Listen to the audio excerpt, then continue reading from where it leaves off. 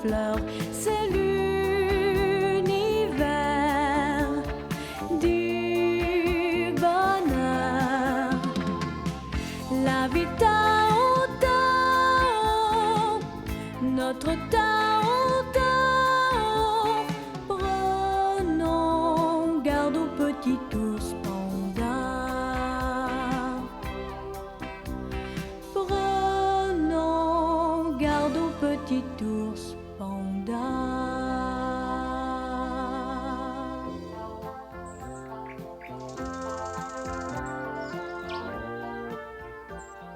Laisse-moi te dire que je trouve que tu exagères. C'est moi qui ai trouvé cet arbre et je vais y bâtir mon nid. Si quelqu'un doit bâtir, c'est moi, car j'étais la première. Je te donne raison. Va-t'en et plus vite que ça. Oh, ce sont les dames L'année piques. dernière, tu t'es déjà raconté. Comme chaque année, elles se disputent pour savoir laquelle va bâtir son nid ici. Cette fois-ci, on dirait que c'est sérieux. Ça ne sert à rien de se disputer, vous devriez aller les séparer. Grimpe sur cet arbre, Kiki. Vous exagérez toutes les deux. Vous vous conduisez comme des enfants. On dirait que pour vous, il n'y a qu'un seul arbre dans la forêt. Cet arbre est le plus beau et je veux y bâtir mon nid. Tu ne le feras pas, je te le garantis. Cessez de vous disputer. Je ne vois pas pourquoi je dois m'en mêler. Ce sont nos mères qu'ils veulent. Bon, ça va, je vais grimper. Cet arbre.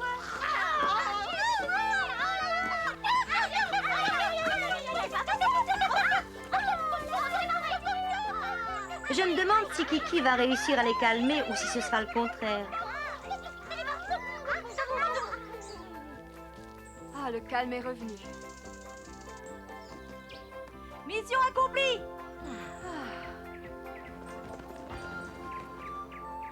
Puisque vous paraissez être devenu raisonnable, si vous voulez, vous pouvez rester ici et écouter l'histoire que j'ai promise à Kiki et à Tao Tao. Je vais la raconter. Aujourd'hui, ce sera la légende des 3 écureuils et de la princesse. Oui, raconte. Je la connais pas. Il y a très très longtemps, Comment as-tu réussi à faire cesser leur dispute? C'était super facile. Taisez-vous, vous nous empêchez d'entendre. Oui. ça y est, je peux commencer? Oui. Il y a très très longtemps, dans une petite forêt, vivaient 3 écureuils. Le plus vieux s'appelait Louis, et il n'avait que des sottises en tête. Du matin jusqu'au soir, il parcourait la campagne à la recherche de quelqu'un à qui il pourrait jouer un tour.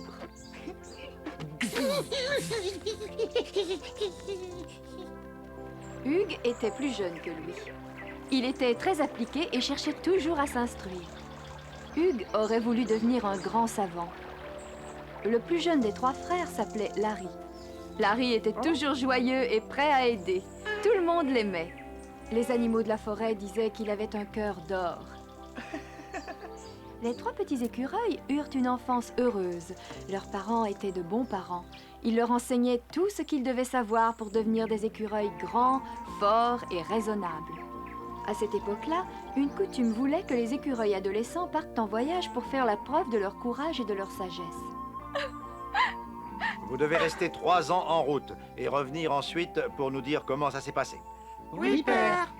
J'espère que je pourrai être fier de vous. Donc conduisez-vous bien et évitez les embûches. Oui, père. J'aimerais mieux vous garder ici avec moi.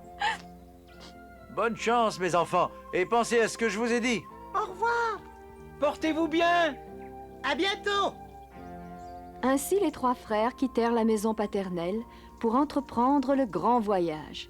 Louis partit vers le nord, Hugues vers l'ouest et Larry vers l'est.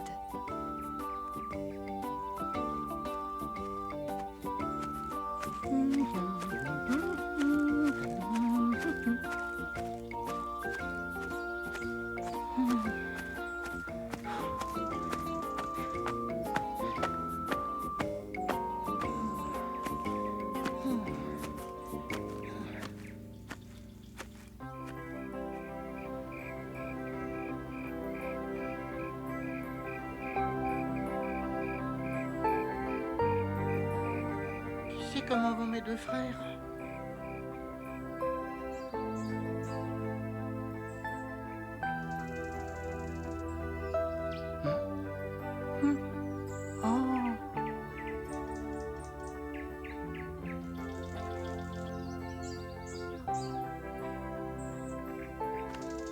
Bonjour, je suis Willy, le jarre des oies sauvages. Es-tu toi-même en voyage? Permettez que je me présente. Mon nom est Louis. Je me dirige vers les neiges éternelles. Quoi? Avec ces pieds minuscules? Pourquoi ne viendrais-tu pas avec nous? Ce serait plus sûr que de voyager seul. Je n'arriverai jamais à suivre votre cadence. Alors, grimpe sur mon dos. Je suis assez fort pour te porter.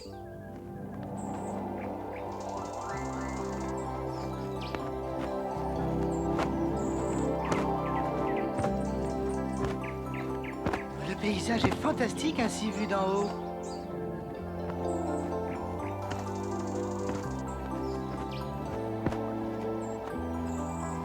S'il n'y a pas de vent contraire, nous atteindrons les montagnes ce soir.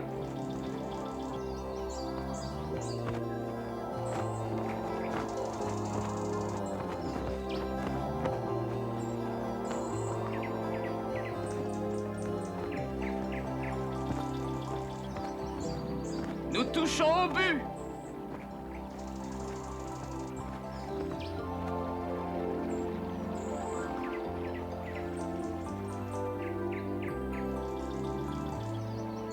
Préparez-vous à amérir. On fait la pause.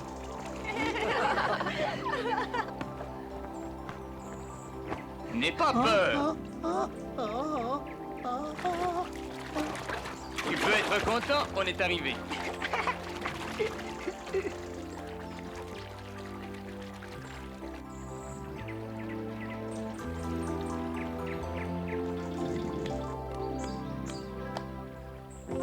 Merci beaucoup, Willy. Oh. Et voilà les montagnes. Oh, comme elles sont belles.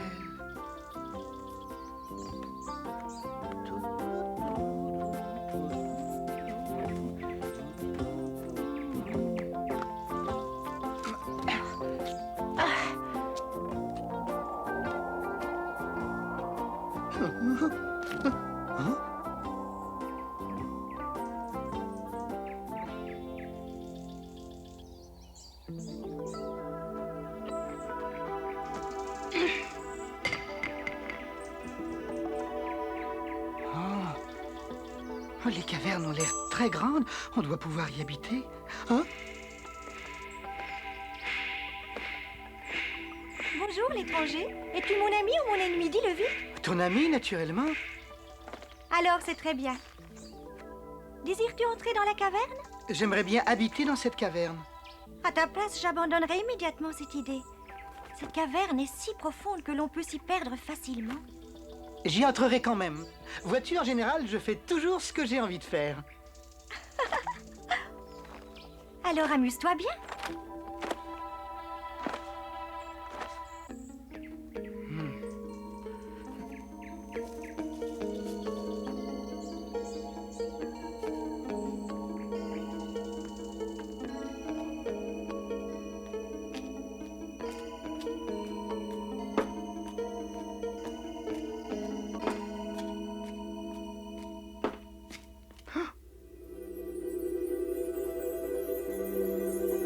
Qu'est-ce que c'est que ça?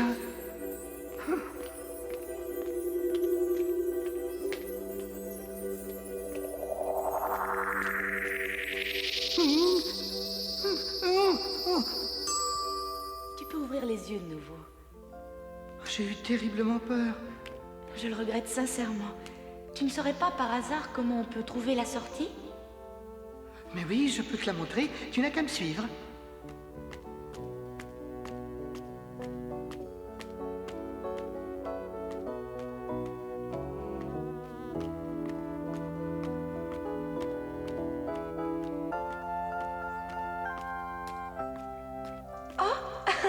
Je pensais que c'était plus loin.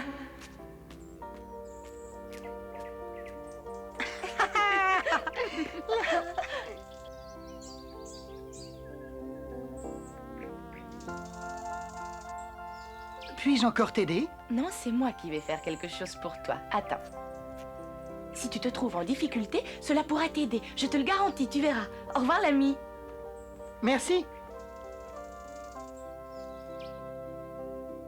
Louis ne se doutait pas de la valeur du cadeau que venait de lui faire l'oiseau. Il laissa la montagne pour redescendre dans la vallée. Pendant ce temps-là, Hugues avait atteint la mer. Il aimait la mer.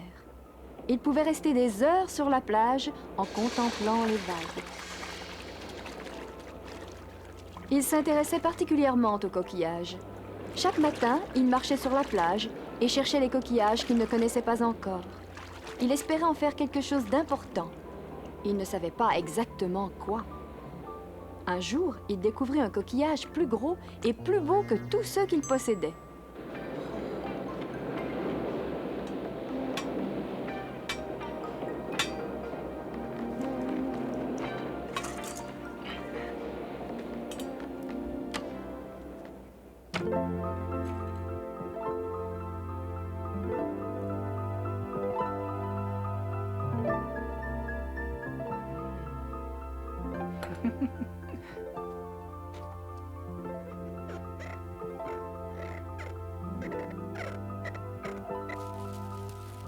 Hugues frottait, frottait et polissait le coquillage. Il voulait le rendre encore plus beau. Soudain, le coquillage venait d'étinceler, comme s'il était d'or pur. Au même moment, Larry arpentait un désert.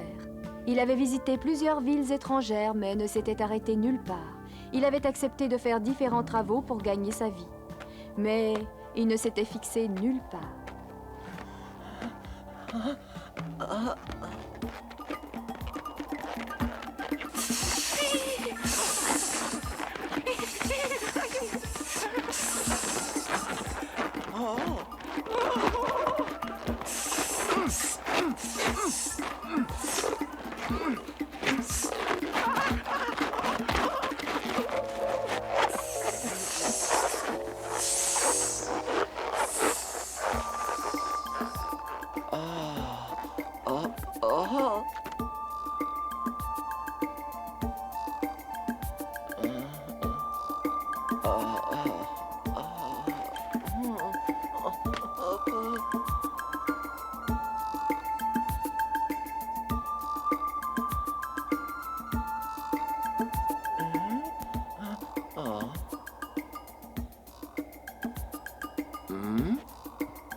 Enfin une oasis. N'y va pas. Hein? Pourquoi? Parce que ce n'est pas une véritable oasis, c'est seulement un mirage. Oh, ne me raconte pas d'histoire, je suis sûr de l'avoir vu. Tu peux pourtant me croire, je connais bien le désert. On a souvent de tels mirages, c'est la chaleur. Oh, ainsi, c'est pas une oasis, mais un mirage. Si tu ne me dis pas encore une fois que je mens, je peux t'aider. Juste derrière les dunes là-bas, tu trouveras une oasis avec de l'eau fraîche.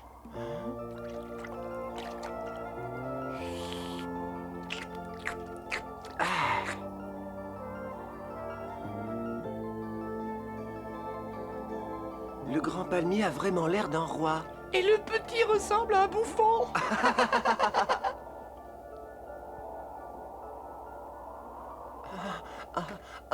Oh.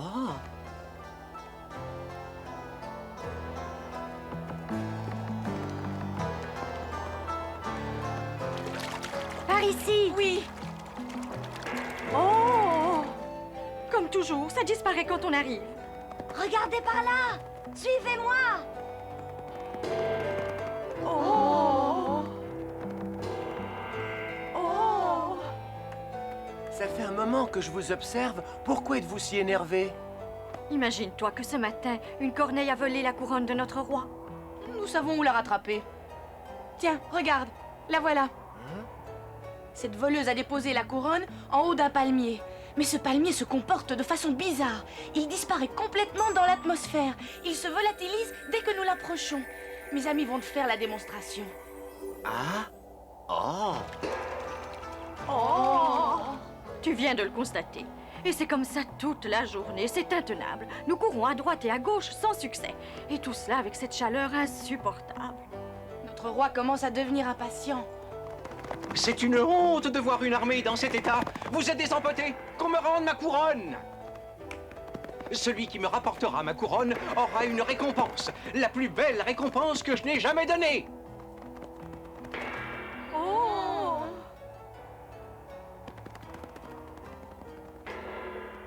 Majesté, je vais retrouver votre couronne.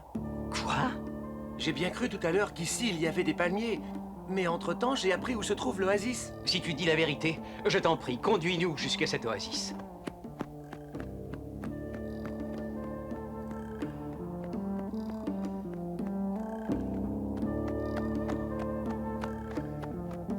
Vous voyez, nous sommes arrivés.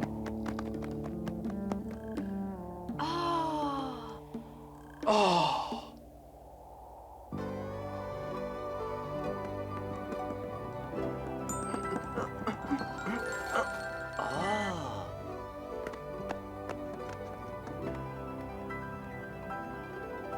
Ma couronne. Avec une couronne sur la tête, on se sent quand même mieux. Tu m'as rendu un grand service. Veux-tu me confier ton nom? Je me nomme Larry, mais je dois vous avouer que je ne mérite pas tellement vos compliments. Comment as-tu su que les palmiers se trouvaient ici? Nous les avions toujours vus là-bas. C'est un jeune lézard qui m'a mis au courant.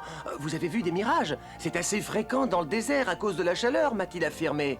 Je vis dans cette contrée depuis de nombreuses années et je n'en ai jamais entendu parler. Donnez-lui la récompense. Je n'ai pas mérité cette récompense, Majesté. Si quelqu'un doit la recevoir, c'est le petit lézard. Donnez-la lui. Ah tiens.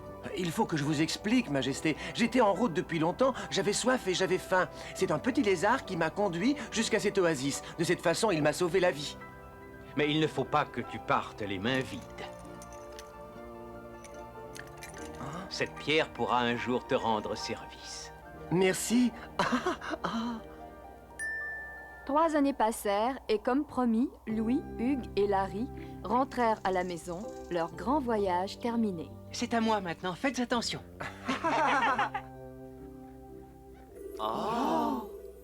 Chacun montra les trésors qu'il rapportait. Le plus impressionnant était le coquillage magique qui permettait d'entendre et de voir au loin. Ah, plus vite! Dépêche-toi de trouver ce que tu cherches! Il doit bien y avoir un remède! La science regrette, Majesté, mais elle est formelle. Seule la pierre du collier du roi des autruches peut venir en aide à votre fille. Mais pourquoi restes-tu planté là? Cours vite et va chercher ce collier! Majesté, on nous a fait savoir que le roi des autruches aurait offert son collier à un certain Larry qui était en voyage dans son royaume.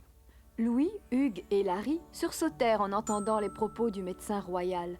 Soudain, la plume que Louis avait reçue en cadeau se souleva et se dirigea vers la fenêtre. On aurait dit qu'elle voulait leur montrer quelque chose. Elle grandit, devint de plus en plus grande et se mit à briller.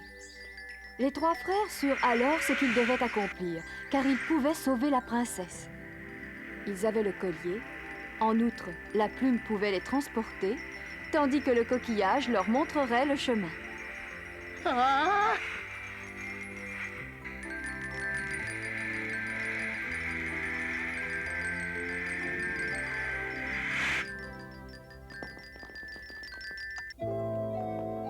Halte là! Qui êtes-vous? Que voulez-vous? Nous savons que la princesse est malade et nous venons pour la sauver. Avez-vous le collier du roi des autruches? Oui. Si vous réussissez à guérir ma fille, l'un de vous l'aura pour femme, et pour ne pas léser les 2 autres, je vous promets que j'en ferai mes ministres. Soyez les bienvenus.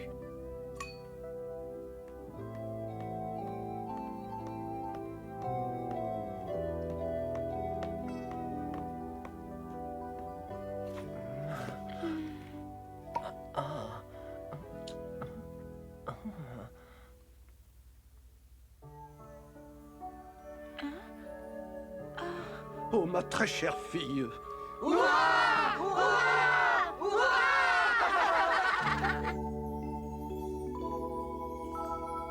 Comme je vous l'avais promis, l'un d'entre vous va pouvoir épouser ma fille. C'est la princesse qui choisira l'heureux élu. Alors, mon enfant, avec lequel désires-tu te marier? Non, père, je peux pas choisir. Je ne veux décevoir personne. Ah oui? Eh bien, j'avoue que j'y perds mon latin. Nous n'avons pu venir aussi vite que grâce à la plume volante que nous avions en notre possession. Le collier a pu guérir la princesse, mais il a fallu l'apporter grâce à la plume. C'est donc bien ma plume qui a sauvé la princesse. Majesté, si je n'avais pas eu mon coquillage magique, nous n'aurions même pas su que la princesse était gravement malade. Donc, incontestablement, c'est à mon coquillage qu'elle doit sa guérison. Mes frères ont raison. Sans leur aide, la pierre du collier ne serait pas arrivée ici. C'est pourquoi, en ce qui me concerne, je crois que la princesse doit choisir l'un des deux comme époux. D'après ce que vous dites, une chose est claire. Chacun de vous trois a contribué au salut de la princesse. Voilà pourquoi je suis perplexe. Au fait, avez-vous encore vos trésors avec vous ou sont-ils perdus? Ce serait dommage. Hein? Oh non, Majesté, j'ai encore la plume. Pourquoi aurais-je perdu mon coquillage? Et toi, Larry? Mon collier n'a maintenant plus de valeur.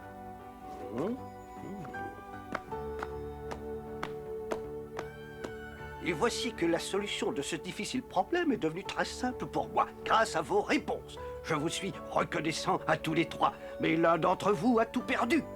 Ah, vous devinez que c'est à lui que va ma préférence. Harry, je désire que ce soit toi qui épouses ma fille. Oui. Vive la princesse!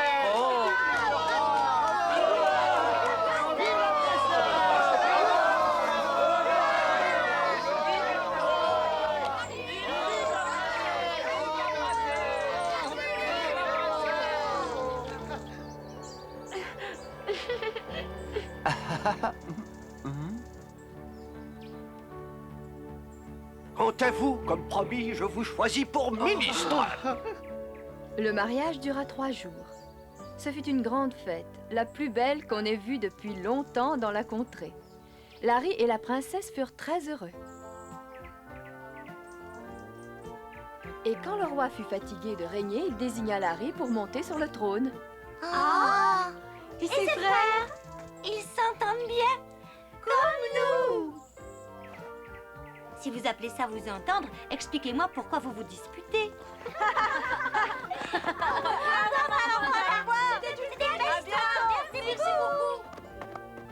Maintenant, explique-moi comment tu as fait cesser leur dispute. Ah, ce fut un jeu d'enfant. Je leur ai dit qu'en se disputant, elles s'enlaidissaient et qu'en les regardant, on s'apercevait qu'elles se querellaient avec méchanceté.